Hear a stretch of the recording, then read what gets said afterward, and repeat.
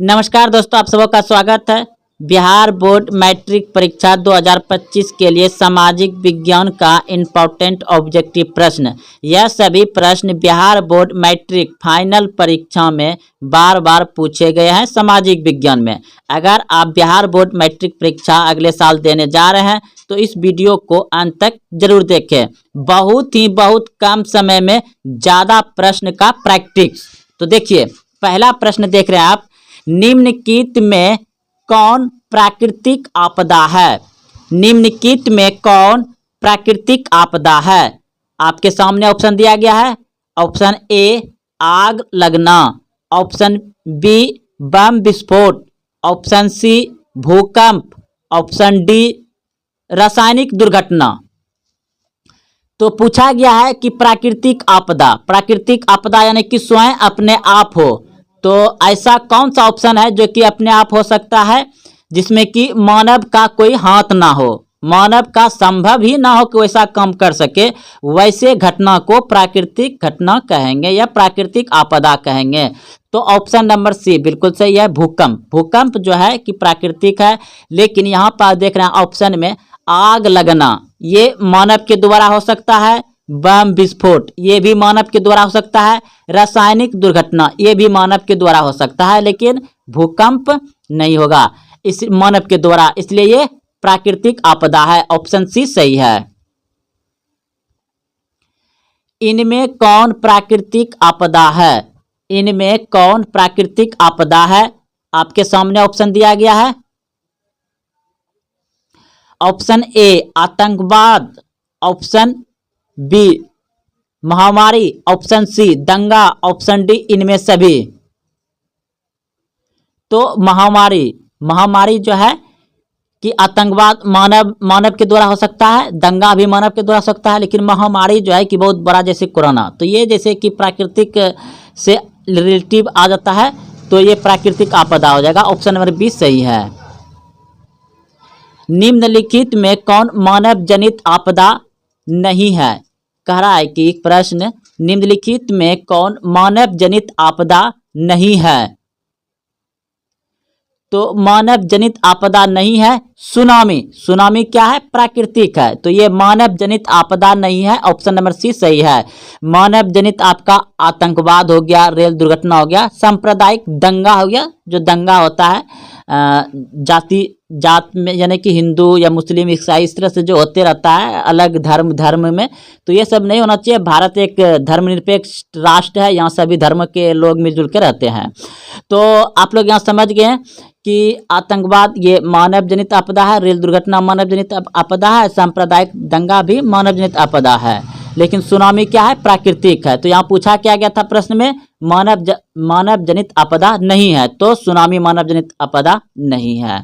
अगला प्रश्न देखिए, इनमें से कौन सी प्राकृतिक आपदा नहीं है? तो इसमें प्रश्न पूछा गया है कि इनमें कौन सी प्राकृतिक आपदा नहीं है। तो प्राकृतिक आपदा नहीं है, साफ दिखाई दे रहा है आतंकवाद, सुनामी प्राकृतिक है, भूकंप प्राकृतिक है, बाढ़ प्राकृतिक है, लेकिन आतंकवाद क्या है? ये प्राकृतिक नहीं है। तो ऑप्शन नंबर ए सही है। अगला प्रश्न देखिए, निम्नलिखित में से कौन प्राकृतिक आपदा नहीं है? तो फिर से पूछा गया कि प्राकृतिक आपदा नहीं है, तो इसमें प्राकृतिक आपदा कौन सा नहीं होगा? रेल दुर्घटना प्राकृतिक नहीं है, भूकंप प्राकृतिक है, बाढ़ प्राकृतिक है, सुनामी प्राकृतिक है, लेकिन रेल दुर्घटना प्राकृतिक नहीं है, ये मानव जनित है। ऑप्शन सी सही था। अगला प्रश्न देखिए, अगला प्रश्न है, इनमें कौन प्राकृतिक आपदा नहीं है? इनमें कौन प्राकृतिक आपदा नहीं है? तो ऑप्शन ए बाढ़, ऑप्शन बी सुखाड़, ऑप्शन सी चक्रवात, ऑप्शन डी गरीबी। तो सुखाड़ भी प्राकृतिक है, बाढ़ भी प्राकृतिक है, चक्रवात भी प्राकृतिक है, लेकिन गरीबी प्राकृतिक नहीं है। तो ऑप्शन नंबर डी सही है, गरीबी हो जाएगा। अगला प्रश्न देखिए, निम्न में से कौन मानव जनित आपदा है? इस बार प्रश्न में पूछा गया है कि इनमें से कौन मानव जनित आपदा है। तो ऑप्शन ए दिया गया है सांप्रदायिक दंगे, ऑप्शन बी दिया गया है आतंकवाद, ऑप्शन सी दिया गया है रेल दुर्घटना, ऑप्शन डी दिया गया है इनमें से कोई नहीं। तो निम्न में से कौन मानव जनित आपदा नहीं है? तो ऑप्शन नंबर हो जाएगा आपका डी, बिल्कुल सही है। मानव जनित आपदा ही सब दिया गया है, तो इसलिए इसमें कोई नहीं होगा। ऑप्शन नंबर डी सही है। अगला प्रश्न देखिए, निम्न में से कौन मानव जनित आपदा है? इस बार पूछा क्या मानव जनित आपदा है, तो इनमें सभ्य मानव जनित आपदा है, क्योंकि सांप्रदायिक दंगा और आतंकवाद दोनों आ गया, तो ये तीनों भी आ सकता है। ऑप्शन नंबर डी सही है। जैसे कोरोना, जैसे एक हल्ला हुआ था कि चीन के वायरस को मतलब वैज्ञानिक ने बना करके छोड़ दिया था, तो वैसे ही ये आ जाता है, लेकिन ये आ जाएगा प्राकृतिक में। लेकिन जब यहाँ दो प्रश्न का दो ऑप्शन मिल रहा है, तो तीसरा भी साथ में लेके साथ चले जाना है, तो इनमें सभी हो जाएगा। ऑप्शन नंबर डी सही है। अगला प्रश्न देखिए, इनमें कौन मानव जनित आपदा है? इनमें कौन मानव जनित आपदा है? तो उपयुक्त सभी मानव जनित ही आपदा है। सांप्रदायिक दंगा और आतंकवाद, रेल दुर्घटना, ये सभी मानव जनित ही आपदा है। अगला प्रश्न देखिए, मानव जनित आपदा है, तो इसमें मानव जनित आपदा क्या है? आतंकवाद है, साफ दिखाई दे रहा है। बाकी तीनों क्या है? प्राकृतिक है। चलिए अगला प्रश्न देखिए, प्रश्न है भोपाल गैस त्रासदी किस प्रकार का आपदा थी? भोपाल गैस त्रासदी किस प्रकार का आपदा थी?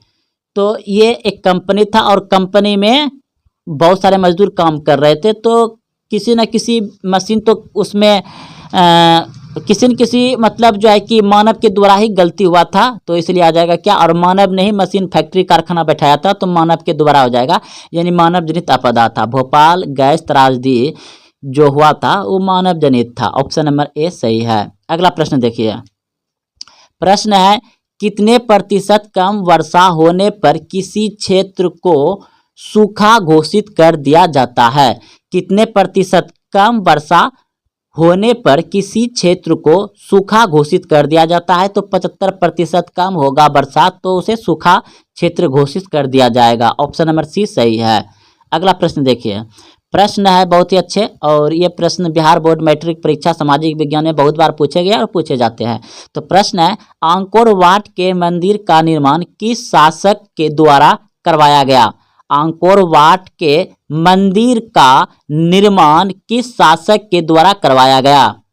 तो ऑप्शन नंबर ए बिल्कुल सही है। अगर आप पहले से जान रहे हैं तो कमेंट में जरूर इसका उत्तर दीजिएगा। सूर्यवर्मन द्वितीय द्वारा, सूर्यवर्मन द्वितीय द्वारा आंकोर वाट के मंदिर का निर्माण करवाया गया था। ऑप्शन नंबर ए सही है।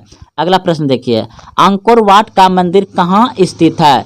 आंकोर वाट का मंदिर कहाँ स्थित है? तो आप सभी जानते हैं कि काम्बोडिया में है। ऑप्शन नंबर डी सही है, काम्बोडिया में। अगला प्रश्न देखिए, प्रश्न है हिंद चीन में कौन से देश सम्मिलित नहीं था? हिंद चीन में कौन से देश सम्मिलित नहीं था? तो चीन, ऑप्शन नंबर सी बिल्कुल सही है। चीन देश सम्मिलित नहीं था, वियतनाम था, लाओस था, कंबोडिया था। हिंद चीन में कौन से देश सम्मिलित नहीं था? तो चीन नहीं था। इस तरह से भी ऑब्जेक्टिव पूछा जाएगा आपको, और आपको यही प्रश्न बिल्कुल इस तरह से भी पूछा जा सकता है। देखिए, हिंद चीन क्षेत्र में कौन से देश आते हैं? हिंद चीन क्षेत्र में कौन से देश आते हैं? तो ऑप्शन नंबर सी बिल्कुल सही है। अभी तुरंत देखे हैं, Cambodia, Vietnam, Laos. Option number C सही है। अगला प्रश्न देखिए, आंकोर वाट में किस हिंदू देवता का मंदिर है? आंकोर वाट में किस हिंदू देवता का मंदिर है? तो विष्णु। ऑप्शन नंबर ए सही है, विष्णु। अगला प्रश्न देखिए, बंगाल विभाजन 1911 ईस्वी में किसने रद्द किया? बंगाल विभाजन 1911 ईस्वी में किसने रद्द किया? तो ऑप्शन नंबर ए बिल्कुल, बंगाल विभाजन किसने रद्द किया? तो ऑप्शन नंबर डी बिल्कुल सही है, लॉर्ड हार्डिंज ने, लॉर्ड हार्डिंज ने किया था। ऑप्शन नंबर डी सही है। अगला प्रश्न देखिए, फूट डालो और राज करो की नीति किसने अपनाई? फूट डालो और राज करो की नीति किसने अपनाई? अंग्रेजों ने। ऑप्शन नंबर ए सही है। फटाफट दोस्तों क्वेश्चन का प्रैक्टिस करते चलिए सामाजिक विज्ञान का। अगला प्रश्न देखिए, सिपाही विद्रोह कब हुआ था? सिपाही विद्रोह कब हुआ था? तो 1857 ईस्वी में। ऑप्शन नंबर बी सही है, 1857 ईस्वी में। बंगाल का विभाजन कब हुआ? बंगाल का विभाजन कब हुआ? तो बंगाल का विभाजन हुआ था 1905 ईस्वी में। ऑप्शन नंबर सी सही है, 1905 ईस्वी में।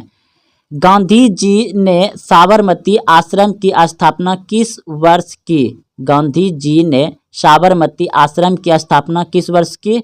तो 1915 में। ऑप्शन नंबर सी सही है, 1915। गदर पार्टी की स्थापना किसने और कब की? गदर पार्टी की स्थापना किसने और कब की? तो लाला हरदयाल 1913 ईस्वी में। लाला हरदयाल 1913 ईस्वी में। अगला प्रश्न देखिए,